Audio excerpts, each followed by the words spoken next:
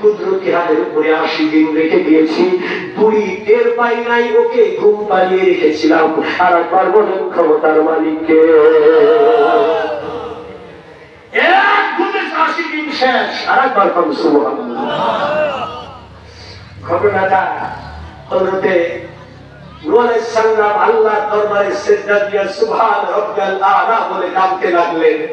বলে শোনো, আজকে যদি আমি আল্লাহ এটা না করতাম, এই বুড়ি কিয়ামতের ময়দানে তোমাকে নবী বলে মিথ্যাবাদী বলতো, যে নূহ নবী হতে পারে না, ও মিথ্যাবাদী, ও আমাকে নৌকায় তুলে দেয় নাই, ওয়াদা দিয়েছিল, ওয়াদা ভঙ্গকারী। এজন্যই আমি আল্লাহ তোমার ইজ্জত রক্ষা করেছি, এই বুড়ি মহিলার বাড়ি রক্ষা করে। আর আপনার বলেন সুবহানাল্লাহ। হযরত নূহ নবী সুবহান রাব্বিয়াল আ'লা বলে আল্লাহকে সিজদা করে দিয়ে চিৎকার করে ডাকতে লাগলেন, কাঁদতে লাগলেন। আল্লাহর কাছে এই শব্দটা এত পছন্দ হয়ে গেল, সিজদার তাসবিহ হিসাবে পরবর্তীতে কোটি নবীর উম্মতের করে সিজদার তাসবিহ হয়ে গেল সুবহান রাব্বিয়াল আ'লা। আর একবার বলেন সুবহানাল্লাহ।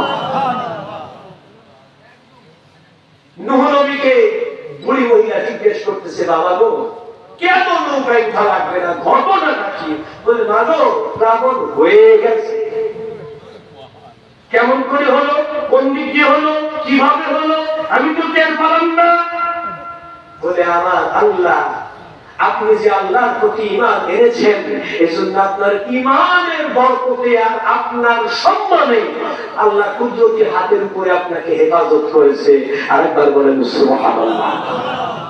এই ঘটনা শোনার সঙ্গে সঙ্গে বুড়ি মহিলা লাঠিটা ভর দিয়া রুকুর মতো হালতে মাথা সোজা করতে পারে না, চোখের পানিকে বুক ভাসায় কয় সুবহান রাব্বিয়াল আযীম, সুবহান রাব্বিয়াল আযীম, সুবহান রাব্বিয়াল আযীম। আল্লাহর শুকরিয়া আদায় করে ওই যে সুবহান রাব্বিয়াল আযীম বলল রে, আল্লাহর নিকটে এই বুড়ি মহিলা ইমানদারের সুবহান রাব্বিয়াল আযীম রুকুর হালতে মাথা বাঁকা অবস্থায় এত খুশি হইল আমার আল্লাহ, পৃথিবীর সমস্ত রুকুকারীদের জন্য এটাই আল্লাহ তাসবিহ বলে ঘোষণা করে দিল। আর একবার বলেন সুবহানাল্লাহ। আমি সুবহান শব্দের তাফসীর করতেছি, আর একবার বলেন আল্লাহু আকবার। কি বলেন, খারাপ লাগতেছে? আলোচনা কি বন্ধ করে দেব? কি বলেন? না, এই পাশের লোকেরা মনে করছে তাড়াতাড়ি বন্ধ করে দিলে ভালো হয়। সবাই বলেন তো চলবে কিনা? হাত তুলে বলেন চলবে। আল্লাহ কবুল করেন, চলে বলেন আমিন। এই যে সুবহান শব্দটি হযরত নূহ নবী বলেছিলেন সিজদায়, আর বুড়ি মহিলা বলেছিলেন রুকুর হালতে। আরেকবার বলেন সুবহানাল্লাহ। তাহলে ওখান থেকে আল্লাহ খুশি হইয়া, যেমন করে মা হাজেরা যখন সাফা মারোয়া দৌড়াইতেছিলেন, পূর্ণা ঘুরাইয়া বলে, কে আছো? আমার পূর্ণার বাচ্চাটা পানি বিনা মারা যায়, কে আছো? 7 বার উনি সাফা মারোয়া দৌড়াইছিলেন। আল্লাহ এত খুশি হয়েছে, হাজী সাহেবদের জন্য সাফা মারোয়া 7 বার দৌড়ানো ওয়াজিব করে দিছে। আরেকবার বলেন সুবহানাল্লাহ। প্রত্যেকটা জিনিসের একটা ইতিহাস আছে, প্রতিটা জিনিসের একটা গোড়া আছে। আরেকবার বলেন ঠিক কিনা? প্রতিটা জিনিসের একটা গোড়া আছে না? সেই গোড়ার হিসাব সে জানে না, আল্লাহর কোরআনের তাফসীর সে করতে পারে না। তাফসীর হলো ভেতরের মাল মশলা মন্থন করে বের করে আনা। আরেকবার বলেন সুবহানাল্লাহ। আরেকজন নবী আল্লাহকে ডাকতো সুবহানাল্লাহ বলে। আরেকবার বলেন আল্লাহু আকবার। তাফসীরে কাবীরের হাশিয়ার মধ্যে আছে, আল্লাহর একজন নবী আল্লাহকে ডাকতো পাহাড়ের উপরে দাঁড়াইয়া সুবহানাল্লাহ। সেই নবীর নামটা হইল, আমরা যে তাসবিহ করি সুবহানাল্লাহ সুবহানাল্লাহ সুবহানাল্লাহ, এই সুবহানাল্লাহ কে বলতো, কাকে শিখাইছিল আমার আল্লাহ? এই সুবহানাল্লাহ শব্দটি হযরত দানিয়েল আলাইহিস সালামকে রব্বে কারীম শিখিয়েছিলেন। আর একবার বলেন সুবহানাল্লাহ। যেমন এই পৃথিবীর বাদশাহ নমরুদকে শায়েস্তা করার জন্য আল্লাহ ইব্রাহিম খলিলুল্লাহকে পাঠিয়েছিলেন। যদি বলেন ঠিক না? ঠিক এই পৃথিবীর বাদশাহ বখতে নসর, তাকে শায়েস্তা করার জন্য আল্লাহ পাঠিয়েছিলেন হযরতে দানিয়েল আলাইহিস সালামকে। আরেকবার বলেন আল্লাহু আকবার।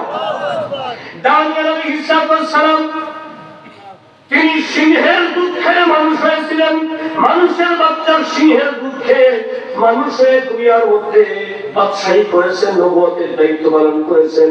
একদিকে বাদশাহ, একদিকে নবী। আর একবার বলেন মারহাবা।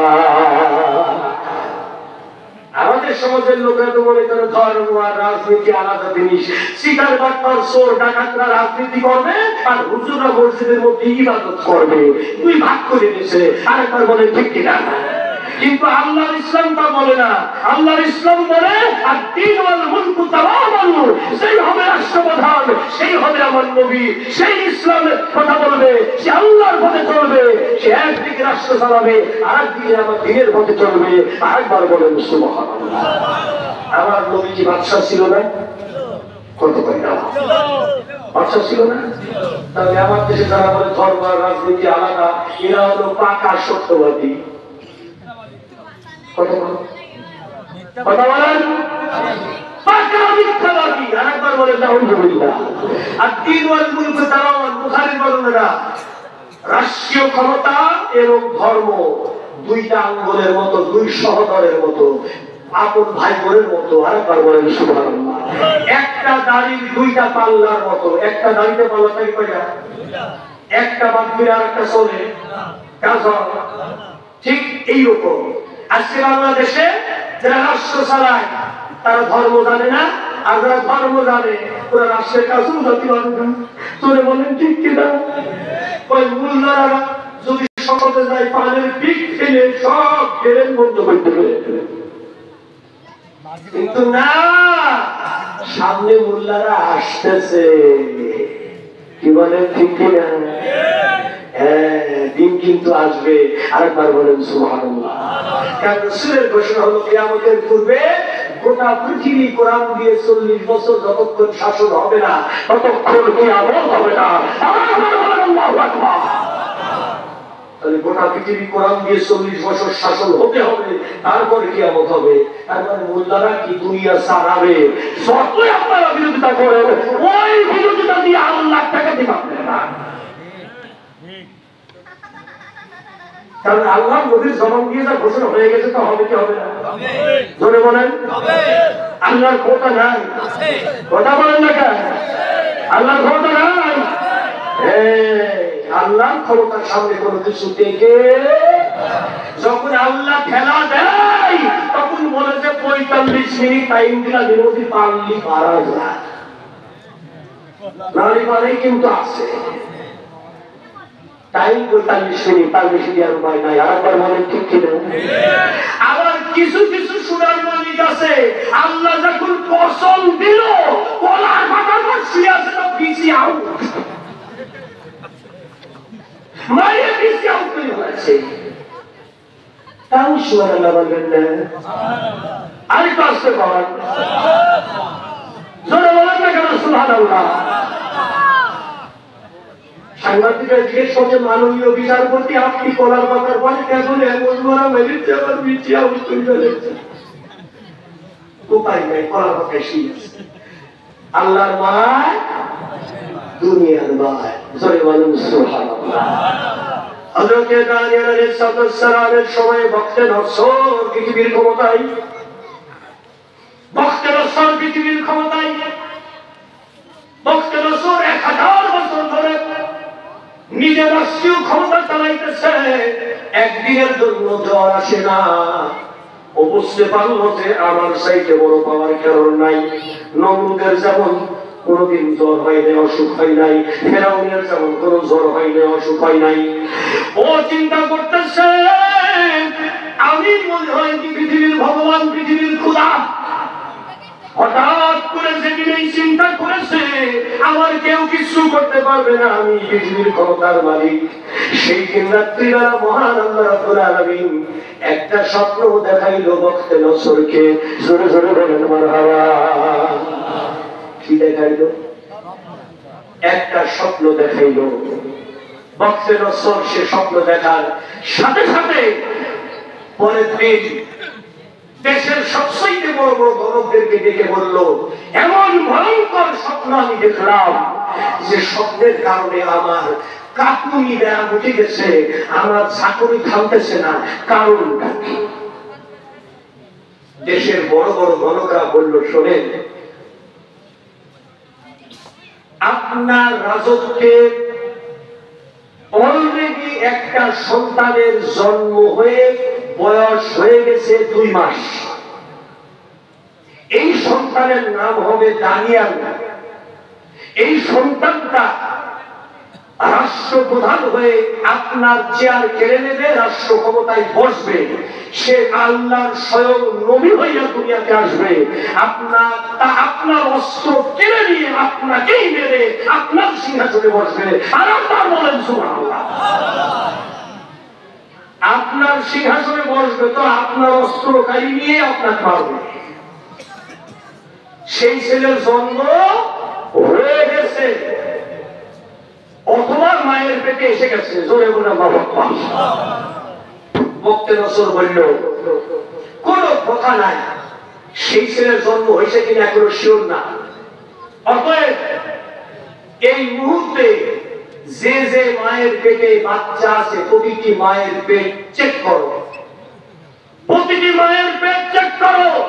গোটা দেশের কোন মা গর্ভবতী হয়েছে তাদেরকে পেট চেক করো। যদি বোঝো যে এর পেটে বাচ্চা আছে ছেলে, মাকেও মেরে দাও, ছেলেকেও মেরে দাও।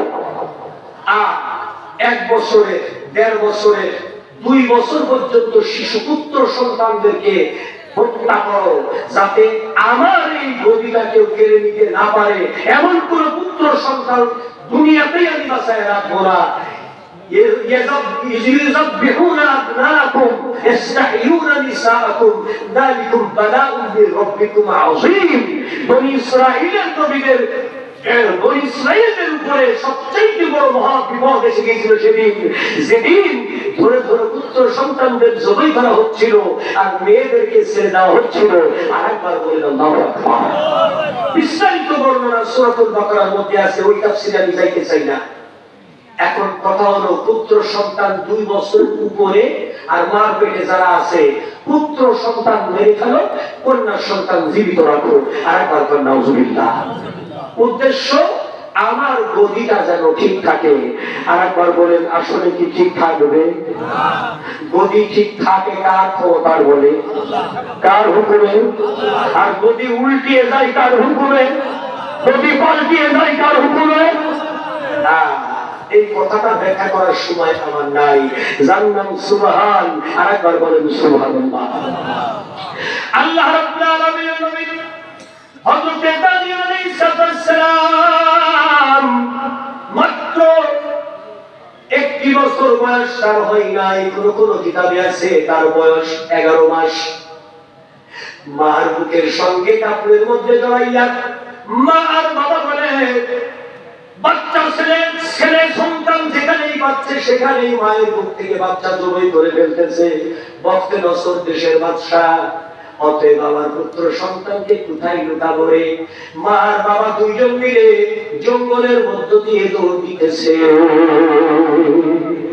বক্তে নসরের বাহিনীর লোকরা ঢাল বল্লম ফালাইয়া বলল, ধর ধর ধর, ওই তো পুত্র সন্তান নিয়ে মা পালাইতেছে।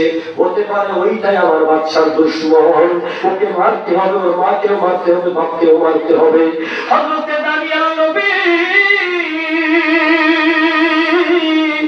মা সন্তান রক্ষা করার জন্য একটা পাহাড়ের গুহার মধ্যে কাপড়ের মধ্যে আশ্রয় করে পেঁচাইয়া পাহাড়ের গুহার মধ্যে অন্ধকারে ফেলে দিয়া মা আর বাবা অন্যদিকে দৌড় দিল। আমরা মারা যাই, সন্তানটা যেন বেঁচে যায়। সুবহানাল্লাহর কাছে কর, সন্তানটা যেন কি হয়? যেন বেঁচে যায়। এইটার জন্য আল্লাহর বান্দা বান্দিরা এই কাজ করলো। কিন্তু ওই গুহাটা ছিল একটা সিংহীর গুহা, যেখানে একটা সিংহী তার বাচ্চা পেয়েছে 5টা। জোরসে বলেন কয়টা? 5টা বাচ্চা জন্ম দিয়েছে। প্রতিটি সিংহের স্তন থাকে 6টা। ওই সিংহীর বাচ্চা হয়েছে 5টা। স্তন বাকি আছে কয়টা? এখানে খেলে কে? আরে আল্লাহর বান্দি বান্দি, ওই সিংহীটা আগুনের মতো চোখ, অন্ধকারের ভিতরে মানুষ মাসের বাচ্চার গন্ধ যখন পেয়েছে, একটুখানি মোড়া ছেড়ে সামনের দিকে দেখি তাকিয়েছে। আমার মৌলাই কারীম যেন ফেরেশতা দিয়া হুকুম করে পাঠালো, সিংহে ও মা সিংহ, খবরদার খবরদার, এই বাচ্চার প্রতি খারাপ নজরে তাকাইও না।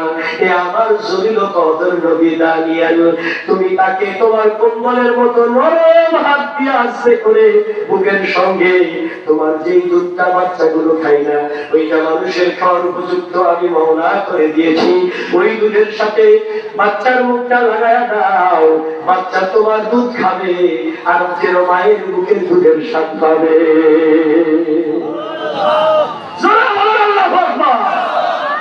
এখানে খেলে খেয়ে সিংহের দুধ রিফাইন কইরা মায়ের দুধের মতো করে দিল কে? তাফসীর পড়তে গেলে আপনি পাগল হয়ে যাবেন। শুধু সুবহান শব্দের ব্যাখ্যা করতে গিয়ে এই কথাটুকু বলতে বাধ্য হচ্ছি। আল্লাহ রাব্বুল আলামিনের নবী হযরত দানিয়াল বয়স 11 মাস। জোরে বলেন কয় মাস? 11 মাসের বাচ্চা সিংহী কম্বলের মতো নরম হাত দিয়া, নখ দিয়া না, নরম হাত দিয়ে আস্তে করে বাচ্চাটাকে নিয়া নিজের বুকের দুধের সঙ্গে লাগাই দিয়েছে। চুপ চুপ করে টেনে মার দুধ যেমন বাচ্চা খায়, সিংহের দুধে যখন টান দিয়েছে, মহান রব্বুল আলামিন মধু মিশ্রিত দুধ দানিয়াল নবীকে জান্নাত থেকে সরবরাহ করেছে। সিংহের দুধ খাইয়া আস্তে আস্তে মানুষ হইতেছে, বড় হইতেছে। তাফসীরে আছে 1 নয় 2 নয় 12টি বছর ওই সিংহী ওই গুহাটা পাহারা দিয়েছে, যাতে কোনো বাঘ সিংহ দানিয়াল নবীকে খাইতে না পারে। 12 বছর পাহারা দিয়েছে। আল্লাহু আকবার। কার খেলা?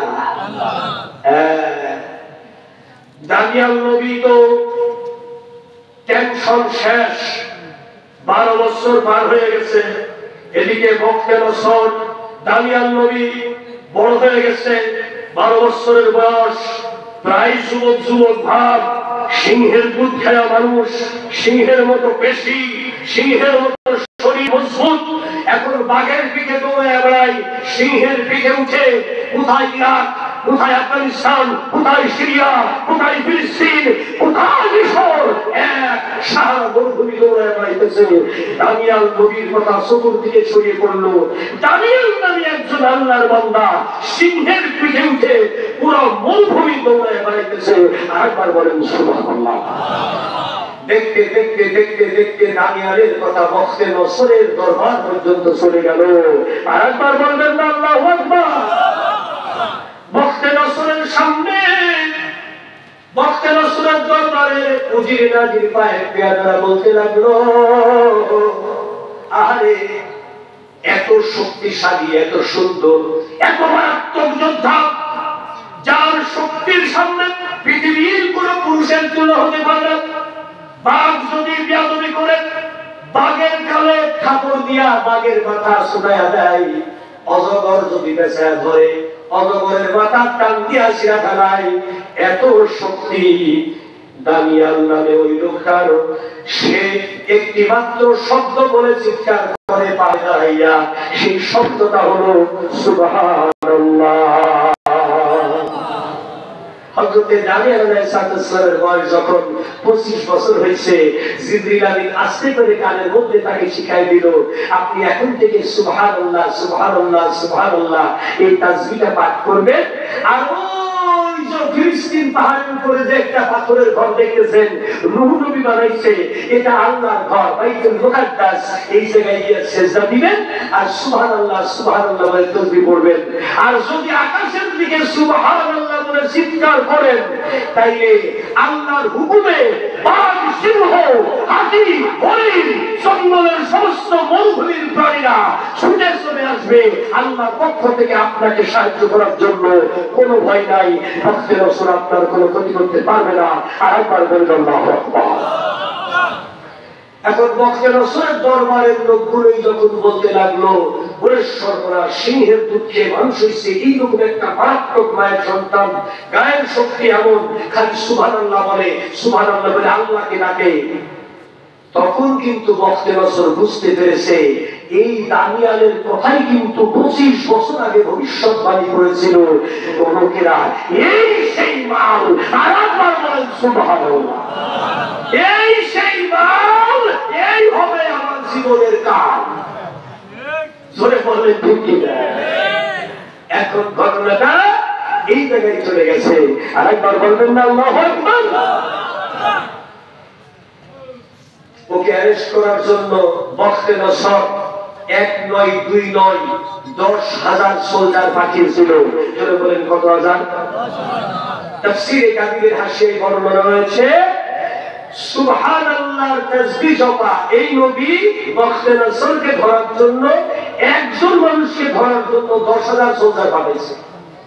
ধরে নিয়ে আয়, ধরে নিয়ে আসলো। হযরতে দানিয়েল আলাইহিস সালাম তাকে যখন জেলখানার ভিতরে ঢুকিয়ে দেওয়া হলো, ফেরেশতা এসে বলল, আপনি সুবহানাল্লাহর জিকির শুরু করেন। হযরতে দানিয়েল নবী যখন সুবহানাল্লাহর জিকির উঠাইলো, সুবহানাল্লাহ সুবহানাল্লাহ সুবহানাল্লাহ সুবহানাল্লাহ সুবহানাল্লাহ সুবহানাল্লাহ, দেখা গেল কিছুক্ষণের ভিতরে জেলখানার পাথরগুলোর ভিতর থেকে সুবহানাল্লাহ শব্দ আসতেছে। সুবহানাল্লাহ বলবেন না? ওই জেলখানার দারোয়ানগুলোর জবান দিয়ে সুবহানাল্লাহ আসতেছে। জেলখানার সব চোর ডাকাত কয়েদিগুলোর জবানে সুবহানাল্লাহ সুবহানাল্লাহর জিকির জারি হয়ে গেছে। এমনকি জেলখানার ভিতরে যত গাছপালা ছিল, ওই গাছপালার শরীরের ভিতর থেকে, বডির ভিতর, কাণ্ডর ভিতর থেকে, ফুল ফলের ভিতর থেকে, গাছের পাতা থেকে সুবহানাল্লাহর জিকির আসতেছে। জোরে জোরে বলে সুবহানাল্লাহ। এখন জেল দারোগা গিয়া বাদশাকে বলে, এমন একজন লোককে ধরে নিয়ে এসেছেন, এখন থেকে জেলের চোর ডাকাত পর্যন্ত সব উদ্দলে হয়ে গেছে, অতএব তাড়াতাড়ি করে মাল বের করে ছেড়ে দেন, নইলে লক্ষ লক্ষ জনগণ, জেলখানার লোকগুলো সব ওর দলে হয়ে যাবে।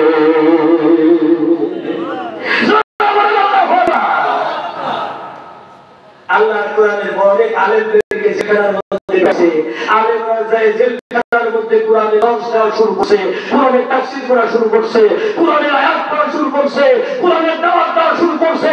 জেলখানার কয়েদিরা আল্লাহর কোরআনের পক্ষে চলে আসছে।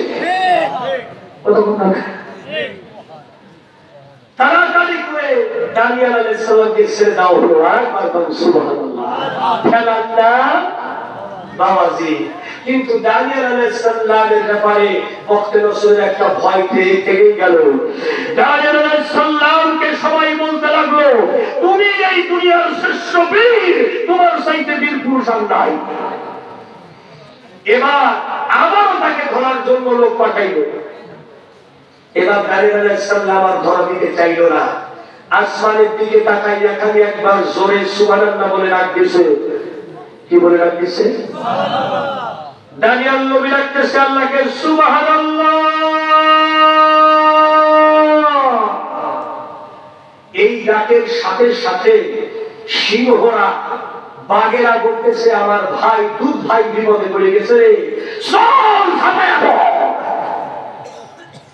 বখতে নসরের বাহিনীর লোকগুলো ধরতে আসছে দানিয়েলকে, আর বখতে নসরের বাহিনীকে ধরতে আসছে সিংহ আর বাঘের দল, হাজার হাজার। এইবার বাঘ যেটাকে খাবার দেয়, সেই জায়গা থেকে গোশত আউট। হাতে খাবার দিলে হাত নাই, পায়ে খাবার দিলে পা নাই, মাথায় খাবার দিলে মাথাও নাই। আর একবার বলেন সুবহানাল্লাহ। যুদ্ধ শুরু হয়ে গেল। বাঘ সিংহ বনাম বখতে নসরের বাহিনী। শেষ পর্যন্ত জীবন নিয়ে যে কয়জন অন্তত আহত হওয়ার পরেও রাজদরবারে ফিরেছে, তারা বলল, ওরে সর্বনাশ, এমন একটা লোককে ধরার জন্য আমাদেরকে পাঠাইছেন, যাকে হেফাজত করার জন্য তার আল্লাহ বাঘ আর সিংহ পাঠাইছে। জোরে বলেন সুবহানাল্লাহ। ওকে হত্যা করা সম্ভব নয়, ওকে ধরাও সম্ভব নয়, মারাও সম্ভব নয়। তার চাইতে আমরা আপনাকে একটা পরামর্শ দেই। আপনি হলেন এই দেশের সবচাইতে পাওয়ারফুল ম্যান, আপনি হলেন বখতে নসর। আপনি নিজে দিনক্ষণ করে ময়দানে জনসম্মুখে প্রকাশ্যে আপনি যদি দানিয়ালকে হত্যা করতে পারেন, তাহলে একদিকে আপনার পুরুষত্ব প্রমাণ হবে, আর অপরদিকে আপনার রাজত্ব বেঁচে যাবে। আরেকবার বলেন সুবহানাল্লাহ। এই কথা শোনার সাথে সাথে বক্তে নসর বলল, তোমরা ঠিক পরামর্শ দিয়েছ, দিনক্ষণ রেডি, স্টেডিয়াম রেডি, খেলা কথা বলে না, খেলা খেলা খেলা হবে। জোরে বল সুবহানাল্লাহ। কোটি কোটি দর্শক,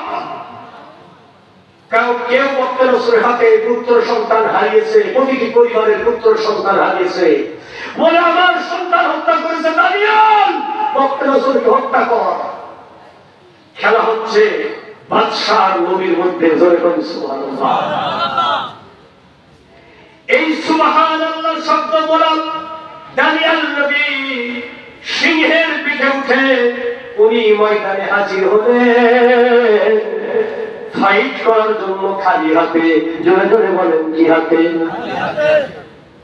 আর বক্তে নসর রাজকীয় পোশাক, হাতির পিঠে চড়ে, ঢাল তরবারি নিয়ে, লোহার বর্ম পরে, লোহার জুতা, লোহার টুপি পরে দানিয়াল নবীর মোকাবেলা করার জন্য ময়দানে আসলো। আপনারা বলুন, আল্লাহ যদি মারে তাহলে কারোর বাঁচার ক্ষমতা আছে? হযরত দানিয়াল নবী সিংহের পিঠ থেকে বীর পুরুষের মতো খাওয়া দিয়া নেমে দাঁড়াইলেন একাকী ময়দানে।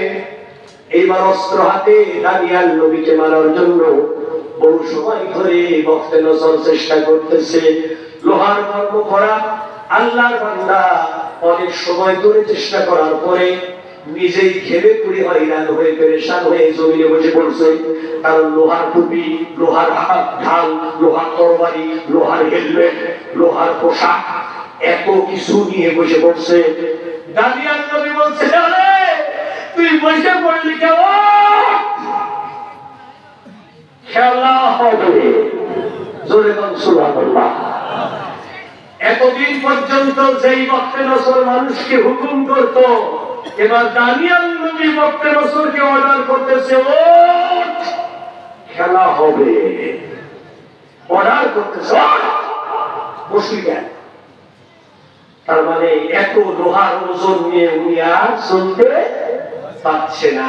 হযরত দানিয়াল নবী বললেন, ভালো করে শোন, উঠে দাঁড়া। আল্লাহর বান্দা সম্মান বাঁচানোর জন্য আবার উঠে দাঁড়ালো ক্লান্ত শ্রান্ত শরীর নিয়ে। হযরত দানিয়াল নবী বললেন, আমার এত সময় হাতে নাই যে তোকে আমি মারপিট করবো অনেক সময় ধরে, তবে মার হবে একটা। জোরসে বলেন কয়টা? আরো জোরে। জোর হলো না? মার একটাই হবে। যদি তোর মায়ের দুধের জোর থাকে বেশি, মায়েরটা ঠেকাবি, বেঁচে যাবি।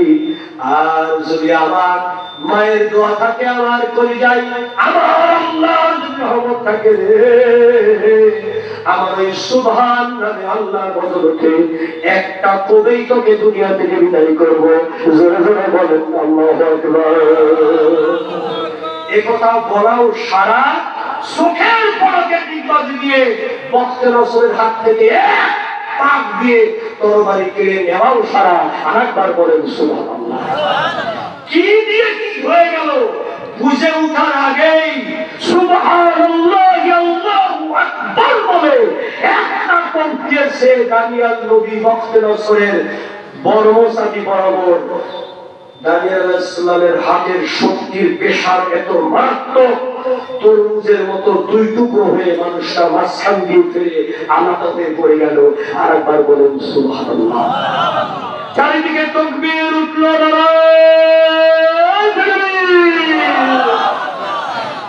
উইকেট শেষ। ঘটনাটা কি ঘটলো ভাই? এই জায়গাটা একটু খেয়াল করতে হবে।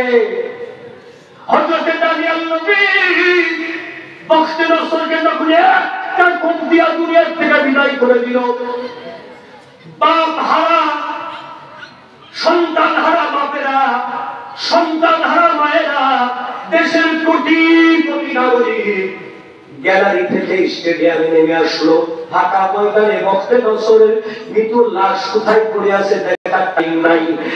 এত বড় কাজ লোকটা করে দানিয়াল নবীকে সবাই একবার মাথায় করে তুলে নেওয়ার জন্য কোটি কোটি মানুষ তাকে ধন্য ধন্য বলে মাথায় করে শোভা দিতে লাগলো।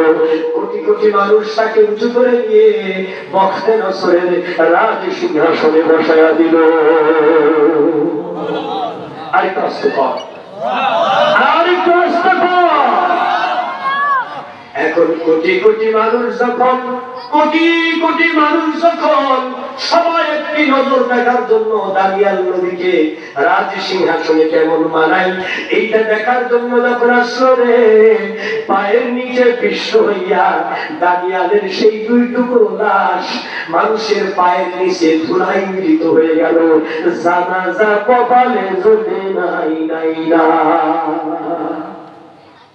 জোরে বলেন ঠিক কিনা? ও ধুলির সাপ হয়ে গেছে। এটার নাম ধুলির সাপ। এটার নাম কি? ও একটা হাড়ের টুকরো খুঁজে পাওয়া যায় না। মানুষের পায়ে পায়ে পাড়ায় পাড়ায় মাটির সাথে পায়েল হয়ে গেছে। কার সিম্বা কোন হস্তি বাহিনী দ্বারা যেইভাবে হস্তি বাহিনীকে আবাবিল পাখি দিয়ে আল্লাহ চেষ্টা করেছিল, এরকম পালুর সাথে একদম ফিনিশিং করে ফেলেছে। বক্তে নসরের কবর দেওয়ার জন্য কোন লোক পাওয়া গেল না, জানাজা করার জন্য লোক পাওয়া গেল না। এমনকি পরবর্তীতে বক্তে নসর আমার তাওয়াল হইতো, মাওয়াজ ছেলে হইতো, এমন কোন কুটুমের পরিচয় দেওয়ার লোক খুঁজে পাওয়া গেল না। আরেকবার বলেন ঠিক কিনা? যেমন আজও পর্যন্ত ইন্ডিয়ান বাংলাদেশে কেউ পরিচয় দেয় না মির্জাফর আমার দাদার বাপ ছিল। পাবেন খুঁজে এরকম লোক? লোকে বলবে হারামজাদা আমার এলাকা সাপ মির্জাফরের জাত, ও পরিচয় কেউ দেয় না। যেমন মক্কার বুকে আজকে কেউ বলে না যে আবু জাহেল আমার দাদার খালু ছিল। এরকম একটা লোক পাবেন? পরিচয় দেবে না। এজন্য সবসময় থাকে না দাপট, আর দাপট দিয়ে সবসময় পাওয়া যায় না সাপোর্ট। কারণ জনগণের কাছে থাকে এই দাপট ওয়ালাদের দুর্নীতির রিপোর্ট। এই জন্য দাপট দিয়ে সাপোর্ট আদায় করা যায় না। সুবহানাল্লাহ বলতো দানিয়াল নবী, সুবহান রাব্বিল আলা বলতো নূহ নবী, সুবহান রাব্বিল আযীম বলেছিল ওই বুড়ি মহিলা, আর সুবহানাকা বলে ঘোষণা দিয়েছিল ইউনূস নবী। মাত্র সুবহান শব্দের চারটা ব্যাখ্যা করলাম, 2 ঘন্টা নাই। খারাপ লাগছে? আর ওদের বলেন খারাপ লাগছে? আমি আর আপনাদেরকে কষ্ট দিতে চাই না। আজকের আলোচনা শুনে আপনাদের কোনো লাভ হয় নাই। কি বলেন? কোন লাভ হয় নাই? যদি লাভ হয়েছে হাত উঠান, বলেন ইয়া আল্লাহ, ইয়া আল্লাহ, তোমার কোরআন আমাদের জীবন চলার পথ। আল্লাহ তোমার কোরআনের ইজ্জতে আমাদের মাফ করে দাও। তোমার কোরআনের পথে চলার জন্য আমার তৌফিক দাও, আমাদের তৌফিক দাও। ইয়া আল্লাহ তোমার নবীর শাফায়াত আমাদের নসিব করে দাও। জোরে বলুন আমিন। সম্মানিত সভাপতি হয়তো 2টি কথা বলবে, এরপরে দোয়া হবে ইনশাআল্লাহ। আজকের মালিকাবাড়ির এই মাহফিল মনে হয় খুব একটা ভালো হলো না। কথা বললে কেন? হ্যাঁ,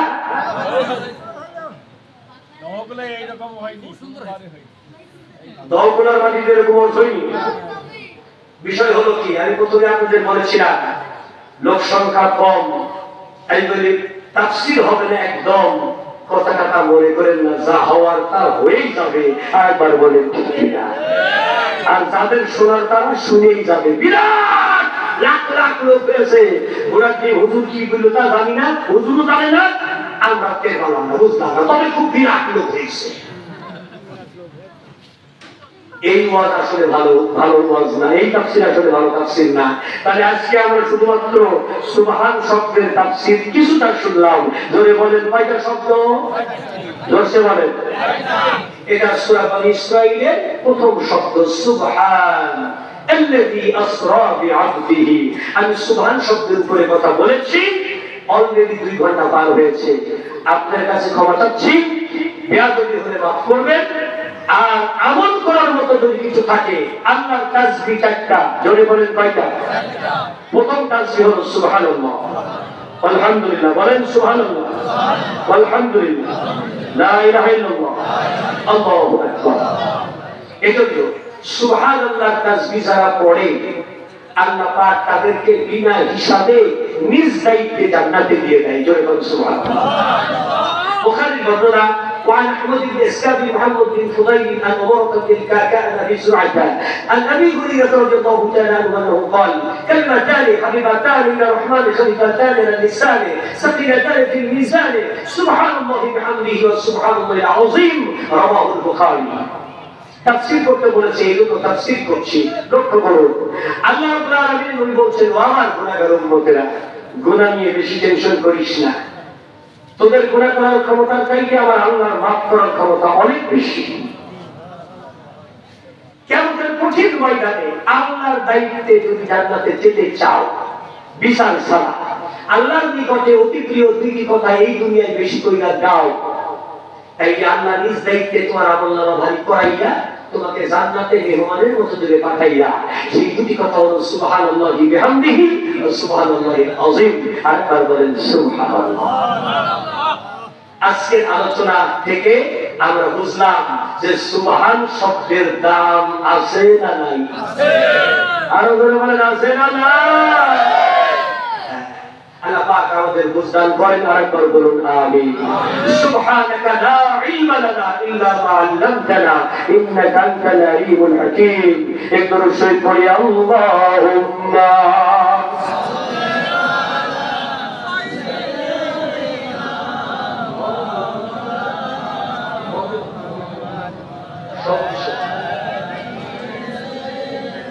মাওলানা।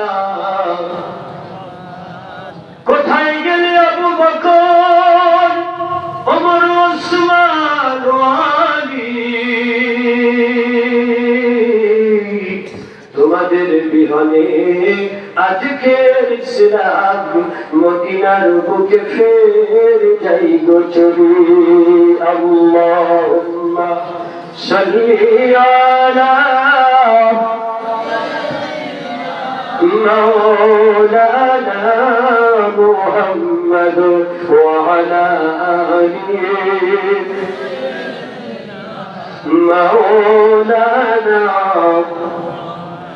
إن الله ملائكته يصلون على النبي يا أيها الذين آمنوا صلوا عليه وسلموا تسليما يا نبي سلام عليك يا رسول سلام عليك يا حبيب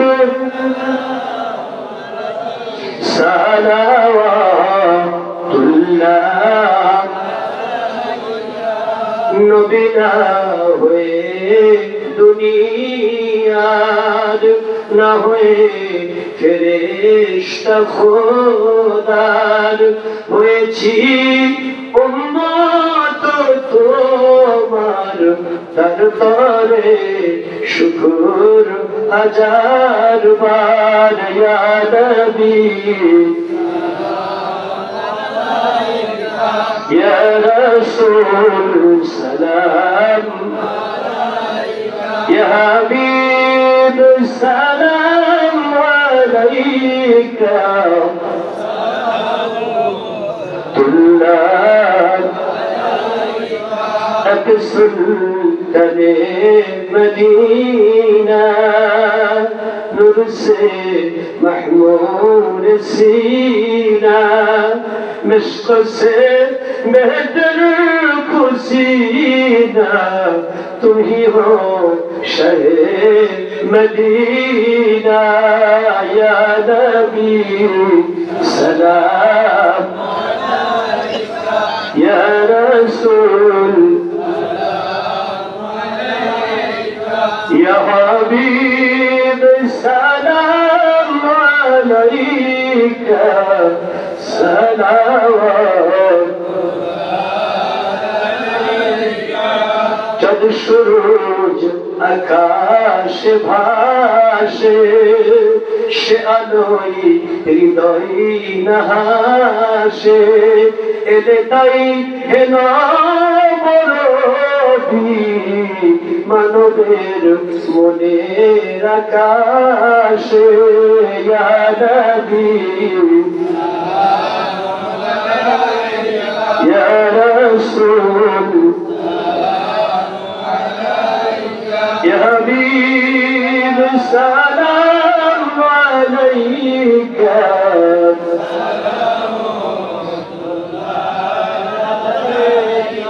أشرق البدر علينا من سنية البداع وجبت شكر علينا مدعا لله داعي يا نبي سلام يا رسول يا حبيب صلوات بلغ العلا بكماله كشف الدجى بجماله حسنت جميع خصاله صلوا عليه وآله سلموا يا قوم صل على صدر الأمين مصطفى ما جاء إلا رحمة للعالمين بلغ العلا بكماله كشف الدجى بجماله حسنت جميع خصاله صلوا عليه وآله প্রিয় হাজির সম্মানিত সভাপতি হয়তো দুইটি কথা বলবে এরপরে ইস্তেগফার হবে দোয়া হবে ইনশাআল্লাহ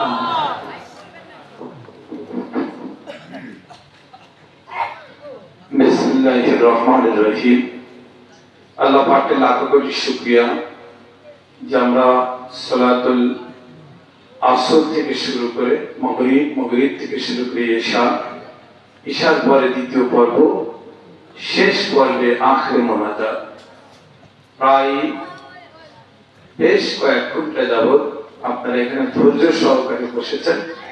আমি বসার সেরকম জায়গা আমরা আমাদের কমিটি এবং আমার খানকা শরীফের পক্ষ থেকে করতে পারিনি, যেহেতু এখানে বৃষ্টি হওয়ার কারণে গতকাল খুব বৃষ্টি হয়েছে, নিচে একটু ঠান্ডা। তারপরও আপনারা বসে আমার বড় ভাই আল্লামা নাসির ইকবাল বিন শাফি যিনার বাবা ব্যাগটা আমরা নিয়ে প্রত্যেকটা মাহফিলে যেতাম,